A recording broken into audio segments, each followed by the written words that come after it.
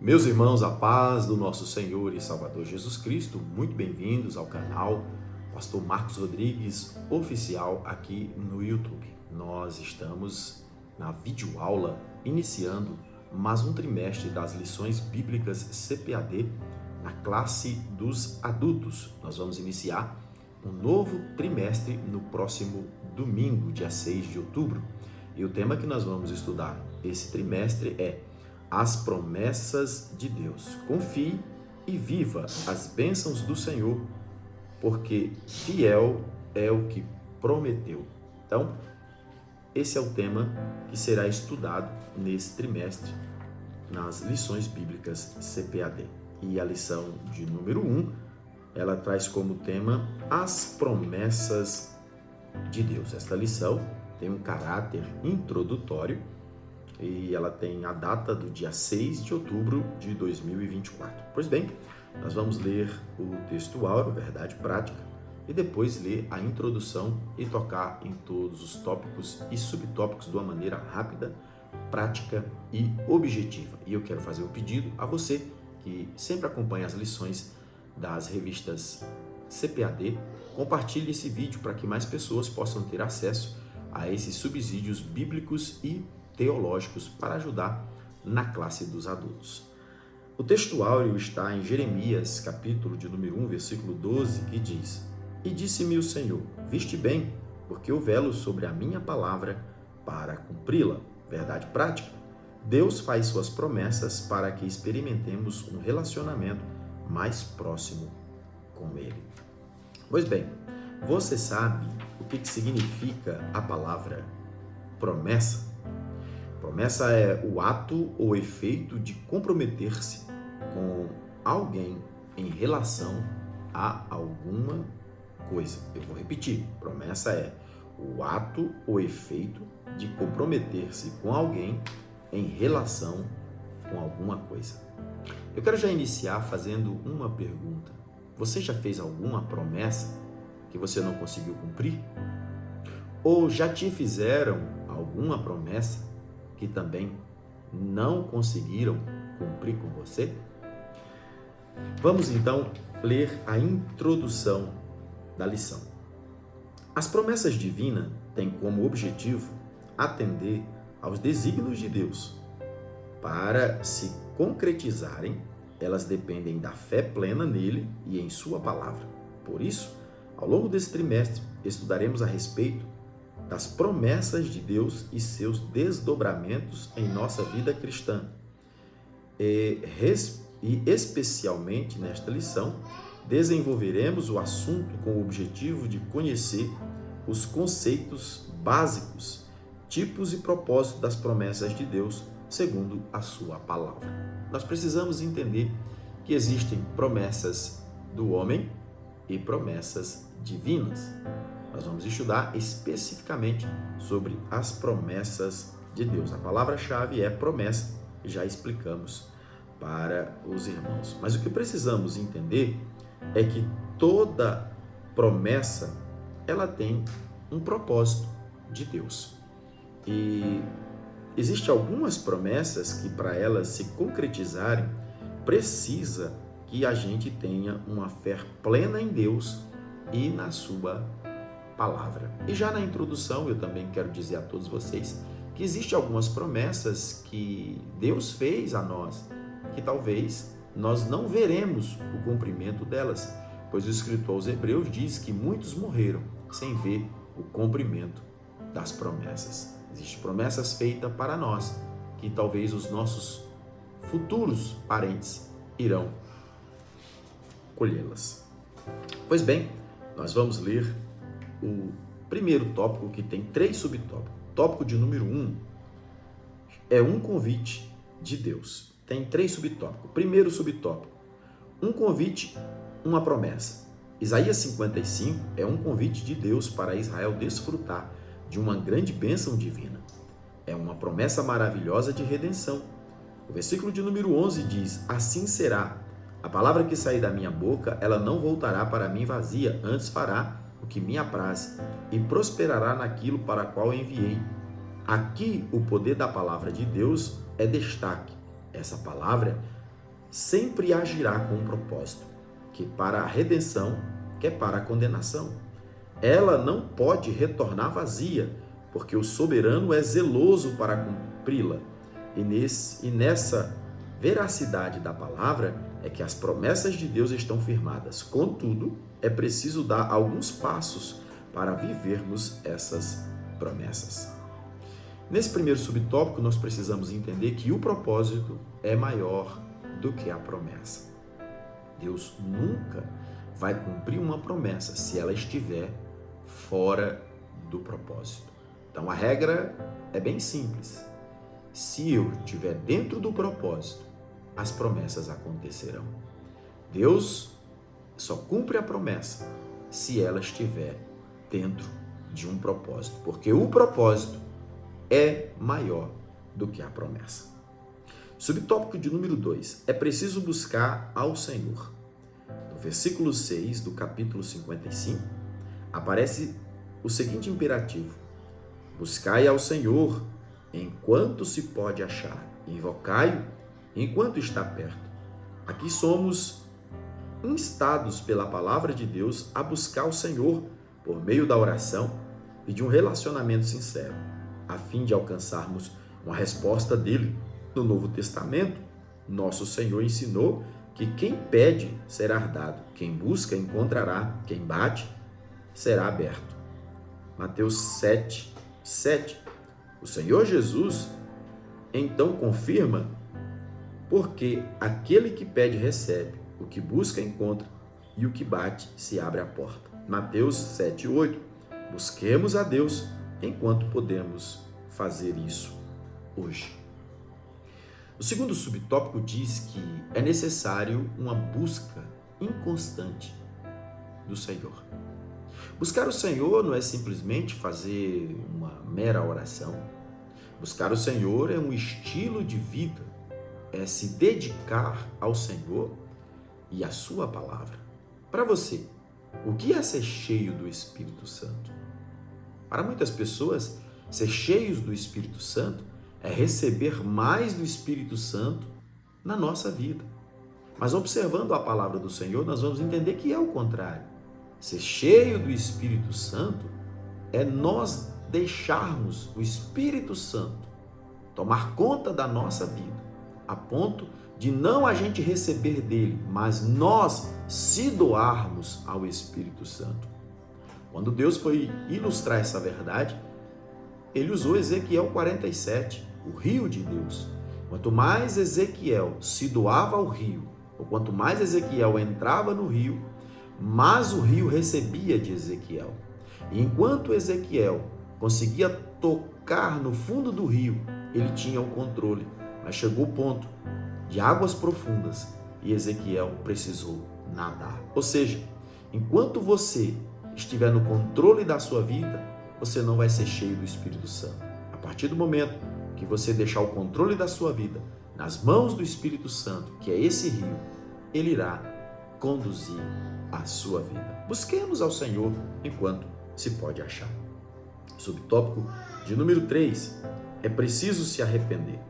Na busca sincera a Deus, devemos nos converter ao Senhor de todo o coração, pois Ele é poderoso em perdoar. Isaías 55:7. Quanto ao arrependimento impulsionado pelo Senhor acontece, de fato, em nosso coração, percebemos o quanto que os pensamentos do Senhor são maiores do que o nosso. Seus caminhos são mais altos que os nossos caminhos. Isaías 55:8-9. Assim, toda pessoa que tem um encontro pessoal com o Senhor Jesus experimenta júbilo e florescimento espiritual no lugar de aridez e sequidão. Isaías 55:10-13. Há gloriosas promessas de Deus para o povo que teve um encontro verdadeiro com Ele, por meio de Jesus, o nosso Senhor. Observe que o subtópico de número 3 vai dizer que é necessário ou é preciso arrependimento.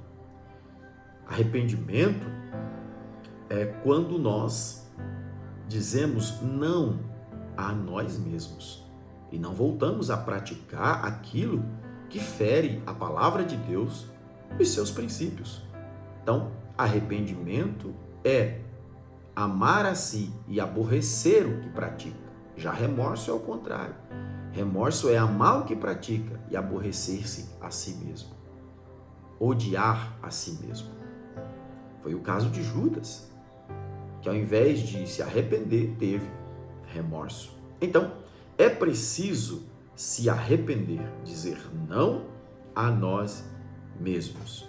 Porque toda pessoa que constantemente pede perdão dos seus pecados, essas pessoas são pessoas que querem melhorar. Ao contrário de pessoas que pecam e continuam pecando sem se arrepender ou pedir perdão dos seus pecados. Já estão com a sua mente cauterizada e pecam sossegado, sem sentir mais nada. Que nesta manhã, nesta tarde, à noite, à madrugada, não sei quando você vai assistir esse vídeo, que o Espírito Santo possa tocar o seu coração e você possa constantemente pedir perdão dos seus pecados e se arrepender dos seus maus atos. Pois bem, vamos ao subtópico de número 2, as promessas e seus fundamentos. Subtópico de número 1, a promessa na Bíblia. A palavra promessa está presente ao longo de toda a Bíblia. No Antigo Testamento, embora a palavra não esteja registrada claramente, pode ser contrastada pelo que o Senhor promete a Abraão, Isaque e Jacó, Gênesis 12:1, Gênesis 26:1 ao 5, Gênesis 28:10 ao 15. No Novo Testamento, é dominante a mensagem de que as promessas do Antigo Testamento foram cumpridas na Nova Aliança, Lucas 4:16, Atos 2:29 ao 31. Ainda no Novo Testamento, o Deus Todo-Poderoso realiza novas promessas como extensão da obra salvífica de Cristo, em que os fiéis que dormem no Senhor serão ressuscitados e os corpos dos que ficaram vivos serão transformados por ocasião do arrebatamento da igreja, 1 Tessalonicenses 4, 13 ao 18. Portanto, podemos afirmar que a palavra promessa refere-se ao ato ou efeito de Deus comprometer-se com alguém em relação a alguma coisa. Observe que o comentarista faz menção dos primeiros patriarcas, que são ícones da Bíblia: Abraão, Isaque e Jacó. Todos eles tinham uma promessa em comum de ter semente, mas todos eles tinham uma promessa em comum, mas todos eles tinham um problema em comum. Todos eles casaram com mulheres estéreis, mas isso não anulou a promessa de Deus. O fato é que quando recebemos uma promessa de Deus, nós esperamos que o cenário esteja favorável ou condizente com aquilo que Deus falou. Mas a promessa de Deus, às vezes ela vem contra um cenário favorável ou condizente com aquilo que estamos vivendo. Creia nas promessas de Deus. Depois ele faz um outro comentário, dizendo que as promessas do Velho Testamento se cumpriram na Nova Aliança, especialmente em Cristo, o Cordeiro, aquele que tira o pecado do mundo, pois o escritor aos Hebreus diz que o que tinha na Velha Aliança era figuras do que havia de vir. E depois ele continua dizendo que foram feitas novas promessas na Nova Aliança, entre elas o arrebatamento da igreja e a transformação dos corpos em glorificação. Pois bem, nós vamos continuar crendo nas promessas do Senhor. Subtópico de número 2, Deus é infalível. Como vimos na leitura bíblica em classe em Isaías 55, o Deus Todo-Poderoso não falha em suas promessas. Essa afirmação está fundamentada em seus próprios atributos incomunicáveis, isto é, servimos a um Deus onipotente, que pode tudo, onisciente, que conhece tudo, onipresente, que está em todos os lugares ao mesmo tempo. Com atributos incomunicáveis, são referidos aos atributos que o ser humano algum pode ter, somente Deus. Por exemplo, o ser humano não tem todo o poder na terra, não conhece todas as coisas, nem pode estar em vários lugares ao mesmo tempo. O Deus Todo-Poderoso tem estas capacidades como constituintes da sua própria natureza. Por isso, ele não falha e não muda. O profeta Isaías constata essa verdade dizendo: ainda antes que houvesse dia, eu sou, e ninguém há que possa fazer escapar das minhas mãos. Operando eu, quem impedirá? A Bíblia diz que Deus não muda e não tem sombra de variação. Deus é o Deus dos princípios imutáveis. Eu tenho alguns princípios que no decorrer do tempo eles podem mudar, e é até bom que mudem para melhor. Você também tem alguns princípios que no decorrer do tempo você muda. Agora, Deus não. Deus é o Deus dos princípios imutáveis, pois Ele é soberano em toda a terra. Deus é soberano em seus planos, soberano em atitude e soberano nas suas escolhas. E Paulo ainda vai falar aos romanos, dizer: quem é o barro para contender com o oleiro? Pois bem, vamos ao subtópico de número 3. Deus zela por sua palavra. Como vimos em Isaías 55, a palavra que sai de Deus tem um propósito determinado a cumprir. Aqui está embasada a fidelidade de Deus, e é por isso que ele garante o cumprimento das suas promessas conforme estão expostas em sua poderosa palavra. Há uma declaração solene do profeta Jeremias a respeito de como Deus cumpre a sua palavra. Ainda veio a minha palavra do Senhor dizendo: o que é que vês, Jeremias?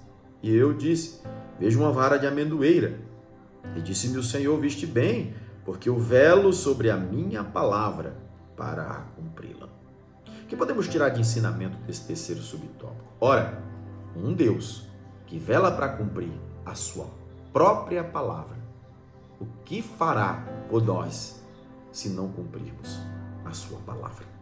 Velar é cuidar, estar atento para que a palavra se cumpra. Então, se Deus lançou uma palavra sobre a sua vida, sobre a sua casa, sobre a sua família, Deus vai velar para cumprir esta palavra. Já estamos caminhando para o final dessa videoaula, estamos já entrando ao tópico de número 3, que traz como tema os tipos e propósitos das promessas de Deus. Também tem 3 subtópicos. Subtópico de número 1, promessas incondicionais. As promessas incondicionais são as que independem das circunstâncias, de tempo ou de atitudes do destinatário. Por exemplo, a promessa do nascimento de Jesus, proveniente de uma virgem, Isaías 9:6. O local do nascimento de Jesus em Belém da Judéia, Miqueias 5:2. Que Jesus seria chamado Emanuel, Deus conosco, Isaías 7:14. Há também promessas proféticas que ainda não se cumpriram, mas que com absoluta certeza aguardamos seu cumprimento, tais como a promessa da ressurreição dos salvos em Cristo e a transformação dos vivos, o arrebatamento da igreja, 1 Tessalonicenses 4:13-17, e muitas outras profecias que haverão de cumprir e são absolutamente incondicionais, pois Deus é fiel. A lição que vamos tirar deste primeiro subtópico é que existem promessas incondicionais. Independente das circunstâncias, independente das atitudes, Deus irá cumpri-las. Por exemplo, a salvação, ela é uma promessa que não depende de mim, não depende de você, não depende de nenhum ser humano. Os méritos da salvação são exclusivos do sacrifício vicário de Cristo na cruz do Calvário. O escritor dá mais alguns exemplos: que Jesus precisava nascer de uma virgem, isto é, incondicional; o local do nascimento, isto é, incondicional; que ele se chamaria Emanuel, isto é, incondicional; que o Cristo padeceria, isto é, incondicional; que o Cristo morreria e ressuscitaria, isto é, incondicional. E ele faz menção das duas grandes maiores promessas do Novo Testamento para a igreja, que é a transformação dos vivos e a ressurreição dos mortos para o arrebatamento. Isso é incondicional. Pois bem, Vamos então falar do segundo subtópico, que é as promessas condicionais, que estão condicionadas a tempo e a atitude. Diferentemente das promessas incondicionais, as condicionais dependem das circunstâncias, do tempo e da atitude humana para se cumprir ou não. Ao longo da Bíblia, encontramos muitas promessas condicionais, promessas de saúde plena ao povo judeu, condicionadas à obediência e às ordenanças divinas, Êxodo 15, 26. Variadas promessas condicionadas também à obediência do povo, Deuteronômio 28. Promessa de receber o perdão de Deus, condicionadas a perdoar ao próximo que nos ofendeu, Mateus 6, 14 e 15. Promessa de permanecer no amor de Deus e guardar os mandamentos de Cristo, João 14, 23, 15 e 10. Pois bem, aqui já é o contrário das promessas incondicionais. Essas promessas condicionais, elas dependem do fator tempo, dependem do fator clima e do fator atitude humana. Deuteronômio 28 é um capítulo clássico para a gente explorar isso, pois a palavra do Senhor diz: se atentamente ouvirdes a voz do Senhor seu Deus e cumprir os seus mandamentos, bendito será no campo, bendito será na cidade, bendito o fruto do teu ventre, bendito será os teus celeiros. Ou seja, a promessa está condicionada à atitude humana. Depois, se você continuar lendo, vai dizendo: se você não ouvir a voz do Senhor e não obedecer o que está escrito, maldito serás na cidade, maldito serás no campo, maldito será o fruto, maldito será o seu celeiro. Então é promessa condicional. Existiam promessas condicionadas ao povo judeu, ao povo hebreu, aos israelitas. Quando eles eram fiéis a Deus, Deus estava presente. Quando eles eram infiéis, Deus os deixava. Lembra o que Deus falou para Salomão? Se você andar comigo, estiver comigo, eu estarei com você. Mas se você me abandonar, eu também te abandonarei. São promessas condicionadas. E o escritor faz menção da oração sacerdotal, melhor, a oração modelo, a oração do Pai Nosso, que Jesus ensinou. Está condicionado: só perdoa os meus pecados se eu perdoar a quem me ofendeu. E a última promessa que ele faz menção, que é de guardar os mandamentos e ser fiel ao Senhor. Último subtópico: o propósito das promessas de Deus. Ao longo da Bíblia, percebemos diferentes propósitos para Deus cumprir as suas promessas. O primeiro deles é o de estabelecer uma aliança com o ser humano, em Adão. O segundo, reconsiderar o destino da raça humana, dando-lhe mais uma oportunidade por meio de um justo, Noé. Outro propósito seria mostrar a eleição de um povo como parte da aliança com Abraão. Além desses, certamente um dos grandes propósitos de Deus para fazer promessas e realizá-las tem a ver com zelar pela sua palavra e aprofundar o seu relacionamento conosco. Quando experimentamos o cumprimento das promessas de Deus, temos a certeza inabalável de que Deus se relaciona conosco e por isso não estamos sozinhos no mundo. Observe que toda promessa de Deus tem um propósito. Primeiro no Éden, depois antes e após o dilúvio, depois com Abraão e agora com a igreja. Bendita a promessa de Deus para a igreja, que todos aqueles que estão em Cristo e nasceram de novo são feitos filhos de Deus. Pois bem, se essa videoaula foi bênção, abençoou a sua vida, eu quero pedir a você, como sinal de gratidão aqui, deixe o seu like e compartilhe esse vídeo para que mais pessoas possam ser alcançadas por esta videoaula. Deus abençoe você e excelente aula no próximo domingo e até a próxima videoaula. Fique com Deus!